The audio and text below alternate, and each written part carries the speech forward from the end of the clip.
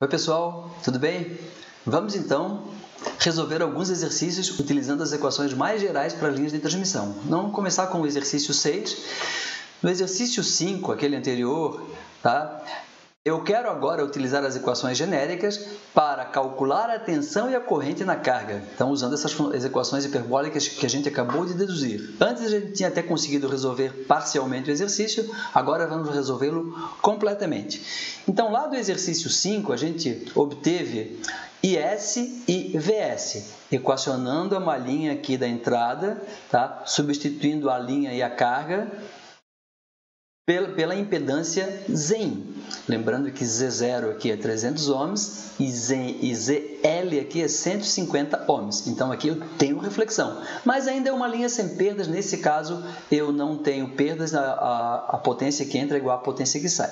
Tá certo? VS foi obtido, IS foi obtido. E gama L, que é igual a J beta L, beta L a gente tinha obtido em graus, 288 graus, mas também em radianos. Então, é J 1,6 π. Número adimensional. Então, para calcular a tensão na carga, vamos utilizar a equação que a gente obteve há pouco, na aula anterior. VL, fasor, é VS, fasor, cosseno hiperbólico de gama L, menos Z0, IS, seno hiperbólico de gama L. Certo? Aqui eu tenho o cálculo de cosseno hiperbólico de gama L. Nesse caso, gama L é um número imaginário puro, é uma linha sem perdas, então é cosseno hiperbólico de J alguma coisa. Essa alguma coisa é um número adimensional, então é o cosseno desse número adimensional em radianos, ou esse número 1,6 π radianos é igual ao cosseno de 288 graus. E o seno hiperbólico é o seno hiperbólico, faltou o Hzinho de hiperbólico aqui, de J 1,6 π. Então, isso é o J seno, agora trigonométrico, de 1,6 π, é J seno de 288 graus. Então, substituindo os valores, VS eu tenho, um fasor, número complexo, cosseno hiperbólico de gama L vale cosseno de 288, menos Z0, 300, e S, que está aqui em cima, vezes J seno de 288 graus. Então, aqui tem que pegar a calculadora e fazer essas contas. Obtém-se, então, uma tensão na carga de 2 vezes 10 a menos 4 com ângulo de 72 graus. Isso em volts. Tá? Se eu passar para o domínio do tempo, é 0,2 milivolts, cosseno de 2πft mais 72 graus. A frequência era 100 MHz, 10 a oitava Hz. Então, aqui é ômega, 2π vezes f. E a corrente, basta dividir a tensão pela impedância. A tensão a gente acabou de obter. A impedância de carga é 150 ohms. Fazendo os cálculos, eu tenho, então, essa corrente passando para o domínio do tempo. Eu tenho uma corrente com valor de pico de 1,33 microamperes e um ângulo de 72 graus. A gente não tinha obtido esse ângulo de 72 graus. A gente já sabia, na verdade, que VL e L estariam em fase, porque a carga, a impedância de carga, é puramente irresistível. Tá? Mas agora a gente conseguiu resolver o problema completamente.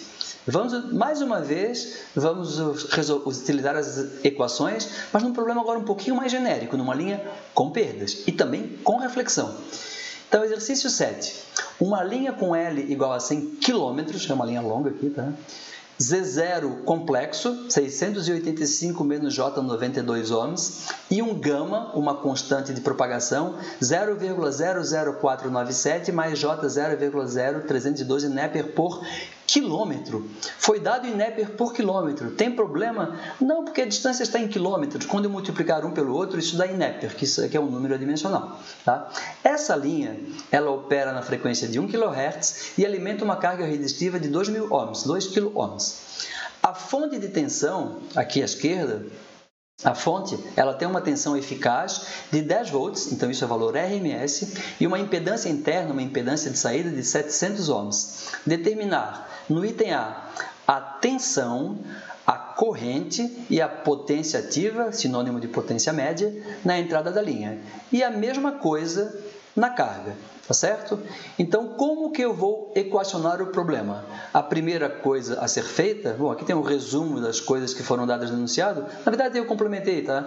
O VG, a tensão da fonte, tinha um valor 10 volts RMS eficaz com ângulo 0 grau.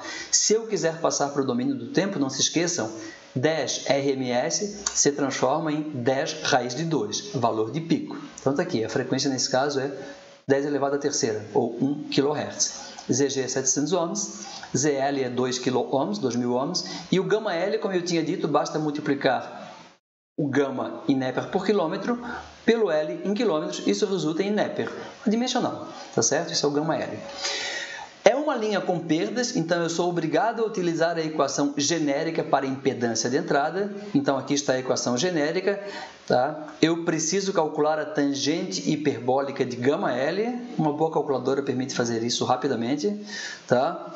Eu já estou colocando o valor aqui. Quem se não tiver uma boa calculadora vai ter que fazer utilizando as relações trigonométricas e hiperbólicas vistas anteriormente, tá? Mas eu não quero perder tempo muito com matemática. Calculando, então, substituindo os valores na fórmula da impedância de entrada, façam esses cálculos, por favor, número complexo, é meio chato de fazer esses cálculos, é muito fácil de errar, mas façam. Eu obtive, então, uma impedância de entrada de 920,8 ohms com ângulo de menos 20,5 graus. Então, essa é a impedância que representa a linha e a carga, a impedância de entrada e a impedância equivalente. Então, agora eu vou equacionar a malha aqui de entrada. Então, equacionando a malha de entrada, o circuito equivalente, eu tenho a fonte e aqui eu tenho a impedância de entrada que representa a linha e a carga. Meu objetivo é calcular VS e S, nós já fizemos isso anteriormente, tá? Então, um circuitinho bem simples, a corrente é a tensão dividida pela impedância total, tá? Só dá trabalho porque tem valores complexos aqui, mas façam os cálculos. Então, resolvendo essa equação, eu obtenho um IS de 6,27 com ângulo de 11,7 graus. E é dado em miliamperes RMS. Como o VG aqui é 10 volts RMS, valor eficaz, a corrente resultou em RMS também. Se eu quiser passar para o domínio do tempo, mais uma vez eu tenho que lembrar que eu tenho que multiplicar por raiz de 2. Valor eficaz e valor de pico. Tá certo? Aqui está o ângulo. IS está feito. VS. VS, lei de Ohm. VS é simplesmente Zin vezes IS. Utilizando fasores, faço a multiplicação de números complexos e eu tenho o VS, mais uma vez, dado em termos de valores eficazes, valor RMS. Se eu quiser passar para o domínio do tempo, multiplicar pela raiz de 2. Tá certo? Então, agora eu calculei tensão e corrente na entrada da linha. Quanto vale a potência média na entrada da linha? Tensão eficaz, corrente eficaz, vezes o fator de potência.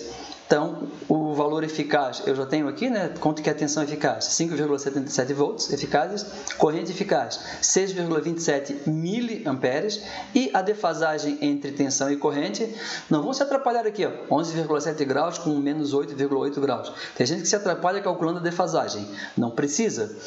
A defasagem entre tensão e corrente é o próprio ângulo da impedância, que já está escrito aqui, menos 20,5 graus. Como é cosseno, posso colocar que o sinal positivo não altera nada. Cosseno é uma função par. Fazendo esses cálculos, então, eu obtenho uma potência ativa, uma potência média na entrada da linha, de 33,9 miliwatts. E na carga? Na carga, eu vou ter que utilizar a equação que a gente obteve, envolvendo as funções hiperbólicas, tá? Então, VL, EVS, etc., todos números complexos. Aqui, mais uma vez, eu tenho que fazer substituição de valores. O gama L eu já tinha obtido, o cosseno hiperbólico de gama L está dado aqui, o seno hiperbólico está dado aqui, verifiquem. Tá? O Z0 eu tenho, o VS eu calculei há pouco, o IS eu calculei há pouco também. Só substituição de valores na equação. Substituindo todos os números complexos, tem alguns alunos que simplesmente ignoram o ângulo aqui, por alguma razão estranha, e eles extirpam o número complexo e, não gosto de ângulo, não vou trabalhar. Não gosto de parte imaginária, vou ignorar. Não, tem que considerar tudo, o número é o número, certo? Com parte real e parte imaginária, com módulo e ângulo. Fazendo os cálculos, obtém-se então a tensão na carga, certo? Está dado aqui. Se eu quiser passar para o domínio do tempo, mais uma vez eu lembro que eu tenho que multiplicar por raiz de 12 o valor eficaz, para obter o valor de pico. Tá?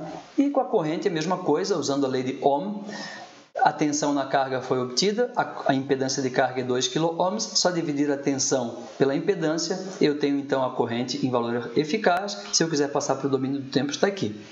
E para calcular a potência na carga, potência média, potência ativa, de novo, tensão eficaz, corrente eficaz na carga agora, vezes o fator de potência na carga, substituição de valores. Como a carga é uma carga resistiva de 2 kΩ, a defasagem entre tensão e corrente é zero. Daqui, ó. Aqui é um ângulo, aqui o ângulo é o mesmo.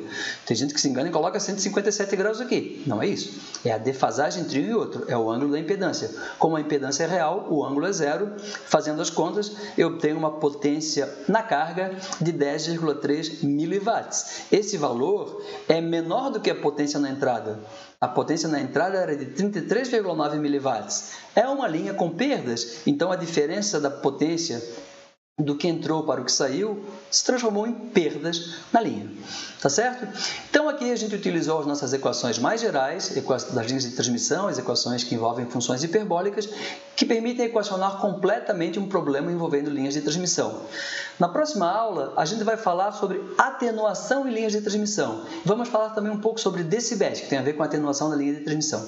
Tá certo, pessoal? Até depois, então.